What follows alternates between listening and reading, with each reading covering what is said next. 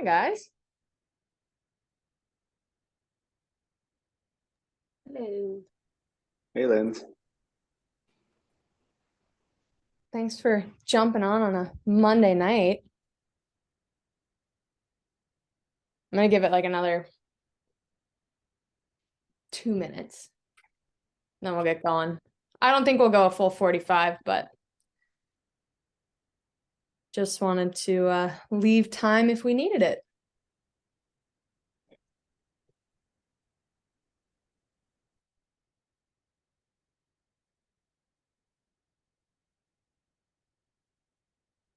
Lots of people like it. Let's see.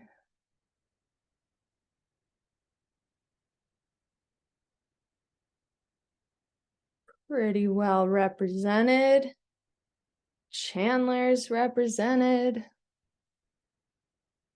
Scottsdale. 12U green, 14U green. I like it. Okay. Well, we'll go ahead and get going. And then and by the way, if some of you are parents, you don't worry about coming on the one on 7:15. It's pretty much going to be the same thing. This is just coming a little bit more. We just have some like different asks, I guess, of our coaches as part of this. So that's why I had them as two separate calls, but you'll get the gist from a parent perspective from this one. All right, let me share my screen real quick.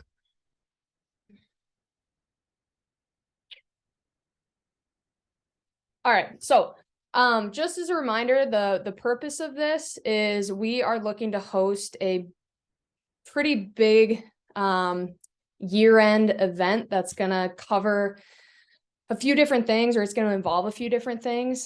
So that's why we wanted to make sure that everybody was on the same page, because in order for this to work in the way that we want it to, it really is going to take everybody kind of doing their part, including the coaches. But before we go into all of that, something we've never really done with our coaches is educate them on how we're funded, how the Kachina's budget works, how we were founded, because there's a reason that we keep kind of harping on the importance of fundraising.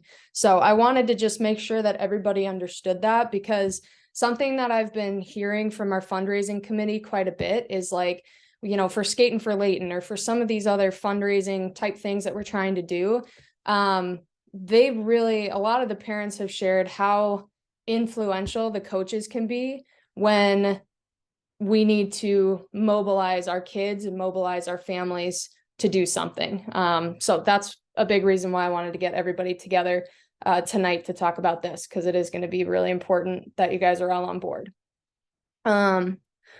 So we're going to talk a little bit, like I said, about how we're currently funded, and I'll give a little bit of history with that as well, and kind of what the future is projected to look like.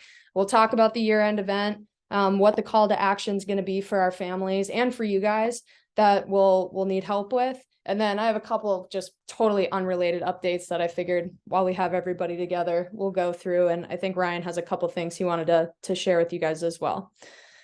So, how is the Kachina's funded? This is very wordy, and this is coming straight from a document that some of you on the elite side already got when we sent out the financial overview. But there's this thing called the Industry Growth Fund. So a lot of you have heard me or us mention that we were started with a lot of support from the NHL Players Association, and the Arizona Coyotes through this fund. The Industry Growth Fund essentially was an agreement between the NHL, the PA, and all of the NHL clubs that said, look, we need to make significant investment in the markets around the country and in our, specific NHL markets, so that we can ultimately continue to grow the sport, which will grow the fan base, which will get money back in our pockets as NHL programs, and as a league. So that's kind of that was the building blocks of this IGF money coming to fruition. We have actually been beneficiaries of it, we meaning the Arizona Coyotes, for girls hockey since before the Kachinas started. So for some of you who have been around a while, you might remember our inaugural year of small fries way back in 2017. It was like kind of it wasn't even like a complete small fries. It was like a pseudo version of small fries. That was all IGF money. So we have been recipients of this for a very long time. And when we got going in 2019 with the Kachinas, we, at the time, I think we were receiving year one, I want to say we were receiving like $150,000. This season, we are the recipients of $250,000 from the IGF. The way it works now is the NHL club has to then match 25% of that money. This is kind of going into detail, but like we, as one of the lower revenue clubs with the Coyotes, only have to match 25%. Teams like the Washington Capitals that sell out more frequently at their building, they have to match like 50%, I think it is. And they are not granted nearly as much as us. So we've been really, really fortunate to be in this market to be able to receive as much money as we have. So you look at that total number, and it's pretty significant, $312,000 basically, that goes directly to helping offset costs for our families. The way that we break this up, so when you look at overall expenses, as I'm sure you guys can imagine, the elite program is like night and day more expensive than the development program. So the elite program receives a good chunk of this funding, so 91% of this funding, and the rest goes to help offset the development program, which for development, it's about $500 per player. The elite program, it kind of varies depending on the team. Let me switch. So we are currently in year one of a 2-year grant. So I can say with 100% certainty, we will get this $250,000 again next season. So for the 23-24 season, which will also then include the additional like 62.5, I think it is, from the Coyotes. So we are good for next year. The question mark becomes what happens after that?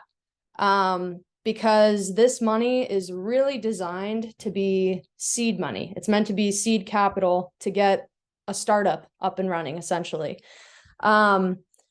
We are now bigger than most of the boys associations in town. So it's getting, just in full transparency, it's getting a little bit harder for us to justify why we deserve this money versus some other program that might grow hockey, regardless of whether it's girls, boys, whatever, that will grow hockey in the state of Arizona more than we're able to, because let's face it, we're kind of running out of resources as far as ice availability.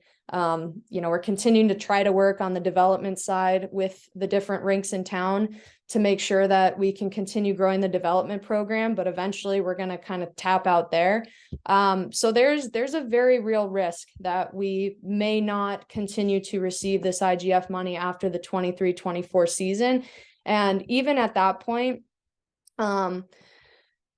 we may still get something. Like I'm hopeful that the league isn't going to just, completely slash everything, but I anticipate that there's a good chance it will be less. Not only that, but if we do continue to grow by another, 20, 30, 50 players in the next year or two, which I think we all hope that we do, that just kind of dilutes the amount of funding that we have per family. So it will, ultimately potentially make things more expensive for families. So that's why, and, I know that was a lot of numbers and a lot of background, but I bring all this to your guys' attention to really not be alarmist, but just to help everybody understand that this is a real strategic challenge that we're going to face in the next 2 years. And we can't wait until 2024 to start raising funds because it'll be too late by then. So we need to start really building up a pool of money to ensure that all of a sudden overnight from the 23-24 season to the 24-25 season, it's not, you know, a $2,000 increase in people's fees, because that will be completely jolting, I think, for those of you who are parents on here. You can certainly relate to that. So, and just so you know, because this question does come up a lot, the league fully understands that we have travel barriers that other boys programs don't have, that other girls programs throughout the country don't have.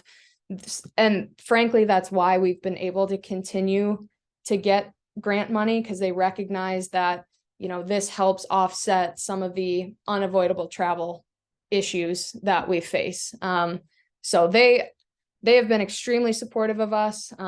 But at some point, they're going to have to do what's best for them and what's best for growing the game.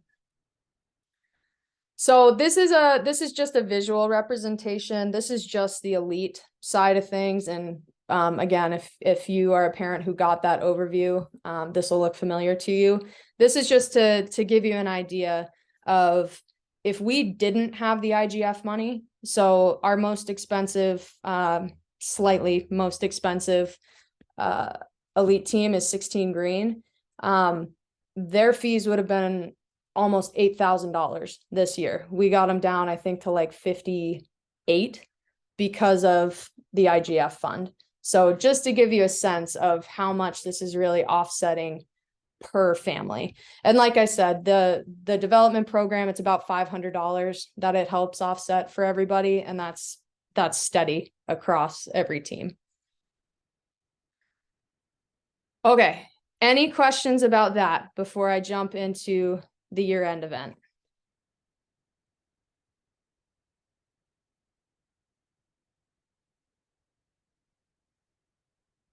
Okay, sounds good. All right, so how are we trying to solve this problem?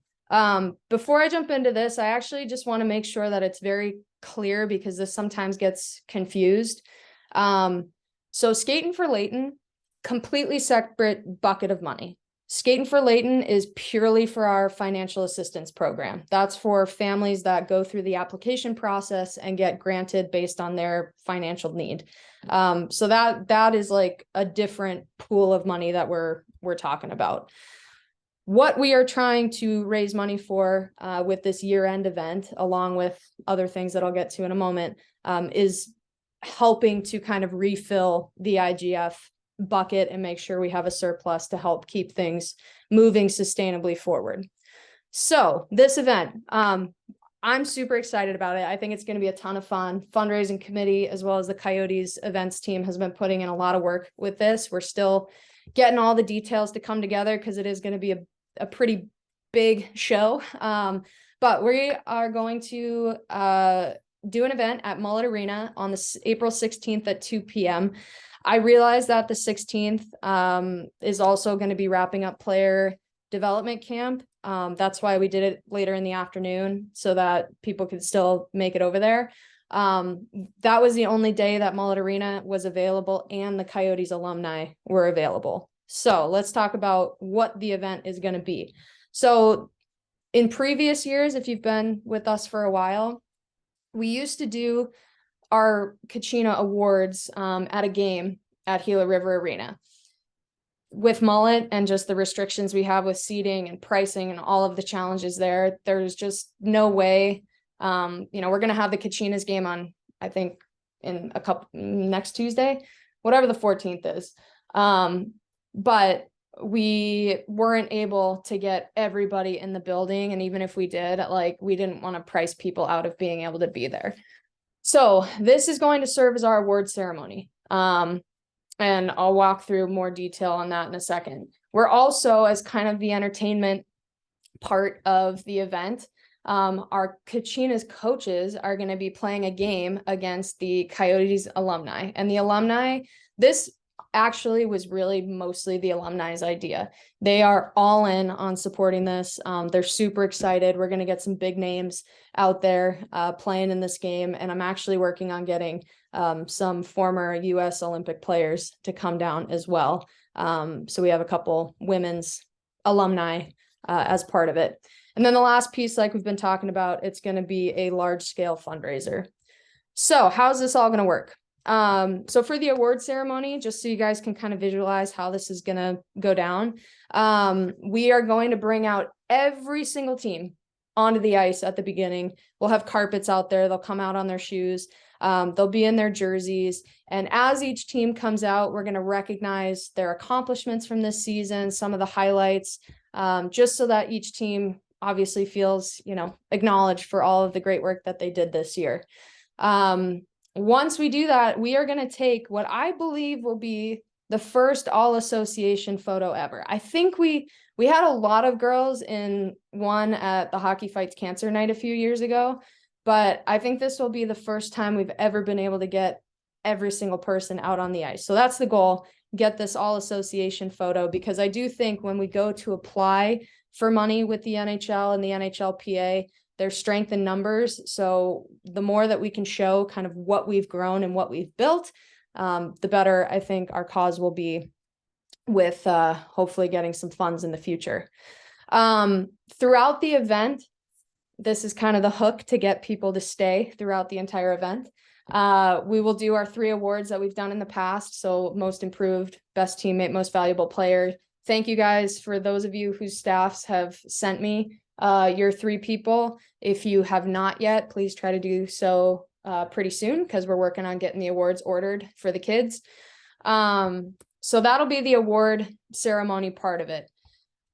The next piece of it is going to be the Coyotes versus Coach alumni game. And there are a few kickers with that that I'll get to. But the alumni, like I said, they're all in. They're actually going to be the title sponsors of the event for 10 grand. And their reasoning behind that is obviously there are some expenses with having it at Mullet, staffing we're going to need, just the general expenses of running the event. They wanted to make sure that that was covered so we could just focus on raising money. So I'm super, super thankful for that.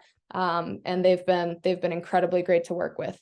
The game's going to be 2 halves, so we're not going to do 3 periods. It'll be 2 halves. So if you're wondering, how are we going to get all 50 of our coaches on the bench? I'll say more about that in a second, but if all 50 coaches end up eligible to play, we will do half the coaches for the first half the coaches for the second half. During the intermission, there's going to be a skills competition that is tied to the fundraising. And then, like I said, kind of throughout that game experience, we'll be giving out those awards. So the fundraiser, this is, in my opinion, the most important part that everybody kind of buys into and gets excited about. So there's opportunity to raise a lot of money here. We're going to price the tickets at $10 each, super affordable. The idea behind combining everything is for people that want to come watch the alumni, there's an incentive for them to pay the $10 to come. For people that, friends and family that want to see your daughters or see the girls out there getting honored for their hard work this season and potentially, winning an award or being part of the skills comp, we thought that, that's a totally reasonable price to get them out there. Every player is going to get into the event for free, as will coaches. Playing in the game is the thing that's going to be, there's going to be a piece tied to that. So I'll get to that in a few. If you have any sponsors interested or any friends or businesses or whatever that are interested in sponsoring, I don't know if you guys remember when we ran the opening of that new Dutch Bros, all the proceeds or a percentage of every drink sold kicked back to us. It was like $1,500, and then their corporate office matched it. So that was $3,000 right there, that they're going to be presenting to us that day. So if you have any groups looking to sponsor for a couple $1,000s, this would be a great event to have them out at. So the way that the fundraising is going to go down is each team is going to be responsible for fundraising a certain amount. The teams that win the most are going to have opportunities to win prizes. And the team that so that'll be like kind of like skating for Layton. So the team that raises, you know, the top, the second, the third amount, they'll be eligible to win some prizes. The top team, we're only going to have like 4 or 5 kids compete in the skills competition. So let's just say like 14U Red wins the fundraiser. We're going to like draw names from a hat, and those will be our 5 kids that are eligible for the skills competition that they'll get to do, you know, with and against some of the Coyotes alumni. So this is what we need from you. 2 things. So just to understand what we're expecting. So we're going to ask that each family sells 10 tickets to the event, just 10. That's $100 worth of tickets. It's not a whole lot. Invite your friends, invite your families, coworkers, whatever. We are going to ask all of our coaches to sell 5 tickets. Okay. And this is part of the incentive for making sure everybody follows through on what we're asking. So as a coach, your eligibility to play in the game is going to be contingent on you selling your 5 tickets and your team all selling their 10 tickets per player. Okay. So if this is where we really want you guys to be incentivized to encourage your teams to do what we're asking them to do and pitch in and sell tickets. So that'll be the rule. So if your team has 16 kids on it, when we look at that team's ticket link, if you guys have sold, it'll be what, 165, because you guys will need to sell your tickets too. Or I guess if you have 3 tickets or 3 coaches, it'll be 175. So we'll be able to see if you guys hit the number that you were asked to hit as a team. We have had some questions from people about, well, I just moved here and I don't have any friends here or family. We're going to have a general donation link as well. So if you've got friends or family in Ohio that are willing to contribute $10, there will be a link to be able to do that. And we'll be able to tie that back to your team as well. So it doesn't have to just be ticket sales. The only downside with how we had to do this is, and this is one of the logistics that we're still kind of working through, and I'll just be completely transparent. It's going to be a little clunky. We have Ticketmaster links, and I'll show you what those look like. They look legit, which is great, but we could only do it per team, not by individual, because if we did it by individual, that would have been a lot of links for them to make. So this is what you guys will be sending out. So for the 8U10U Scottsdale team, this would be your page.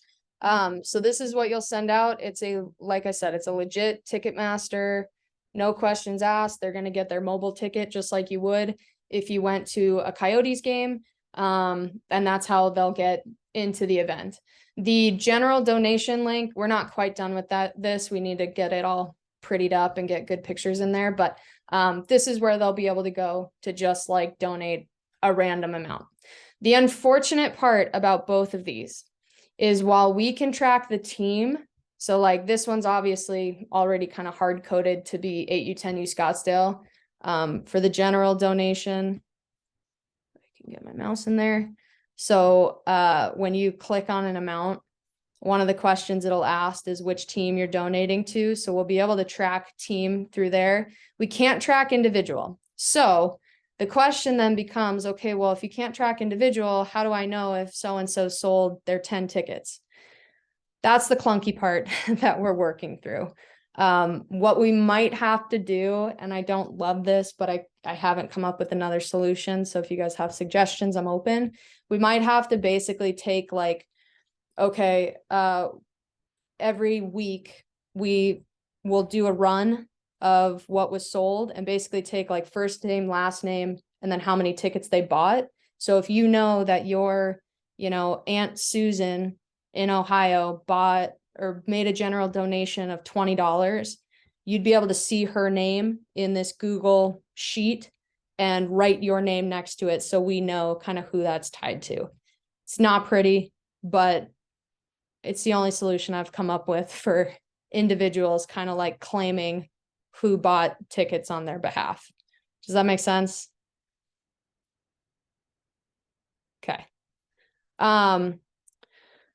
So like I said, and every player will receive like a small prize for selling their 10 tickets. It might be something as small as a keychain, but just, something. So if they don't win one of the big prizes, they still get something fun.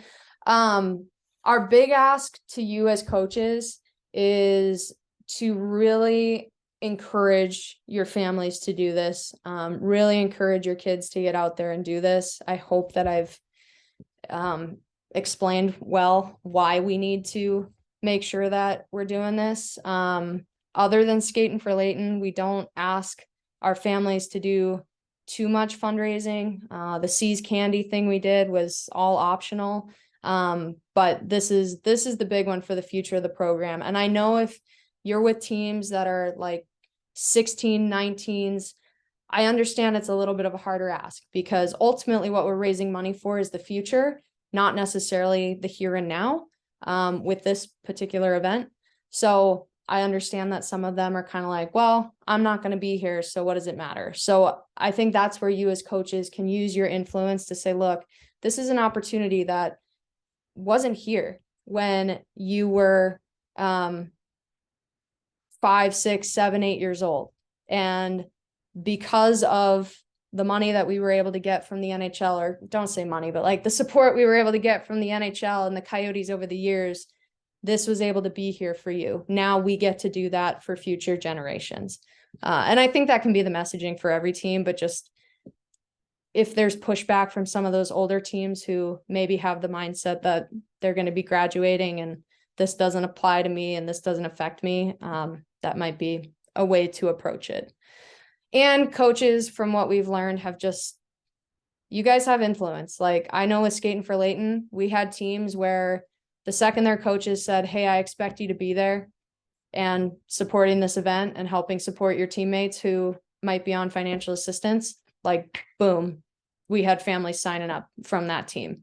So it really goes a long way, and you guys helping out really does make a difference. So I think that was the last thing I had on the event before we get to some of the other updates. Does anybody have any questions?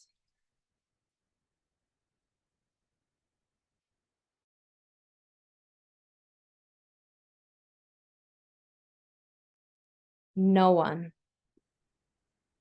I nailed it. And I want the other thing too, like like we have a meeting with Mullet Arena on Wednesday to get all of the production stuff in order. I mean, this is going to be legit. Like we're going to have video board operator, a director, a host, a DJ. We're going to have, it's going to feel like a show.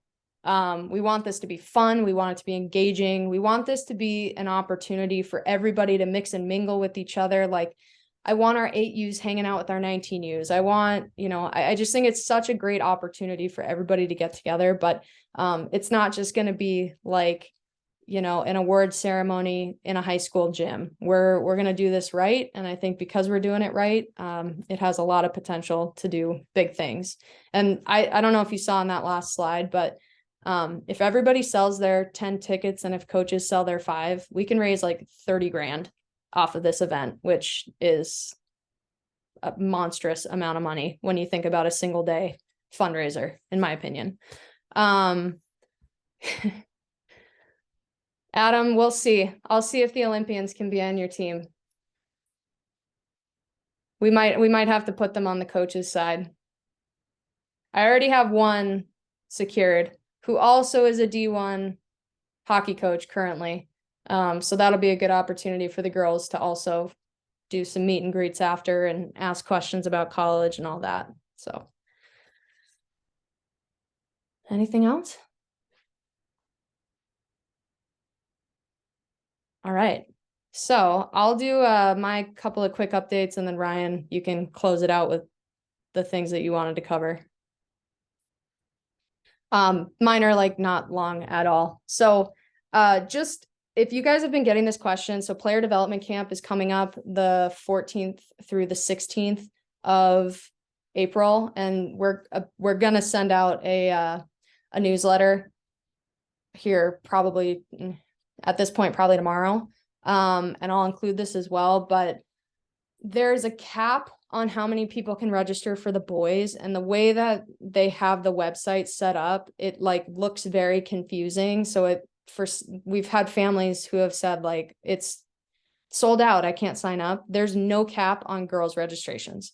So if you hear that from your families, this is more for the older girls. So if you're an 8U coach and have no idea what I'm talking about, don't stress. But for those of you who know what player development camp is, there's no cap. So make sure to remind your families of that. And then we already have one Division III college hockey coach secured to come down, because that was one of the complaints we got about PDC in previous years was, it's all Arizona people, and I know that so and so is going to make it, so what's the point of me going? And for those of you, I should have explained this, I'm sorry, but for those of you who don't know what player development camp is, it's basically the USA Hockey system of camps. So every state has a state camp, and then that funnels up, kids get selected from there to go to a district camp, and then from there kids can get selected to go to a national camp. And it's all like it's a development camp. It's also kind of a showcase camp. But because we had low numbers relatively in the past, and like I said, some of the feedback was, these are all coaches who have seen me before, that I've seen before. Or some of the other ones. Oh, like I said, that so-and-so is going to make it, so what's the point of me going?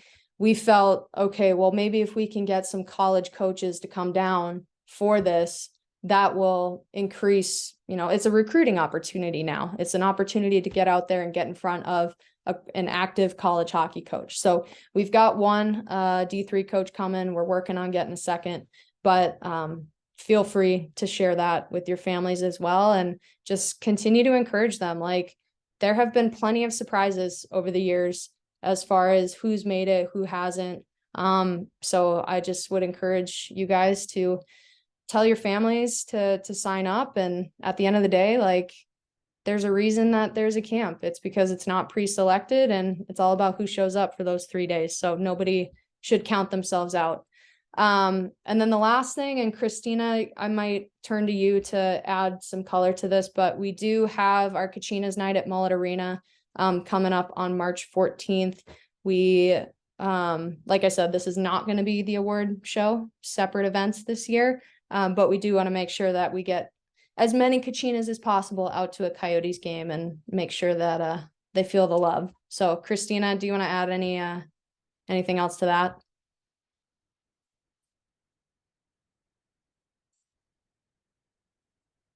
Maybe. She might be cooking dinner. Have you guys all seen the info come through about that game? It should have come in some of our like Arizona Kachinas communications. Yeah, it's been circulated, at least our team has for sure. I know a lot of families aren't going to make it though, because it's right in the middle of spring break. Yeah. This one included. Makes sense. Oh, Steph, good question. I'm assuming you're talking sales of the tickets for our event on the 16th, correct? I'm gonna assume that's what. Yes. Yeah, okay. Yeah, so the links are ready to go. I would prefer to just send one email. So I want to make sure we've got that general donation link ready to go. So as soon as that's ready, we'll get this distributed to everybody, and then fire away to everyone, and hopefully we'll get a lot of support, and a lot of people eager to donate. And oh, go ahead. Sorry. I just had a quick question as it related to next year, and perhaps this is an unknown at this point. Given that we only have one development 12U, 14U team that essentially takes 11 through 17, are we intending to just have the one team next year? Or I had heard some chatter about there may be a second team starting for that. So I'm just curious if that's the case or not, because I know we have a fair amount of squirts that may be moving up, but not that many girls leaving from the current team. And so I'm just trying to figure out what the lay of the land will be on that. I don't have a great answer for you yet, to be honest. It has been floated past Chandler, but the problem is the person that it's been talked to is not the decision maker. So we typically have those meetings in April, May about kind of what the next steps are going to be. This is, I guess what I'd say, I'm optimistic, but I also wouldn't hold my breath because this is kind of the like cap I was talking about, where at the end of the day, if we were to add a girl, like add that team in Chandler, that would essentially be like, in their minds, removing 15 to 17 boys that have been through their system. And at the end of the day, they're trying to funnel into Bobcats in Chandler. And we take them and move them over to Mesa. So we're kind of in this like strategic limbo with what we do with development. So I wish I had a better answer for you, Jason, but it's we're still working on it. No problem. All right. Anything else before we shift to Ryan?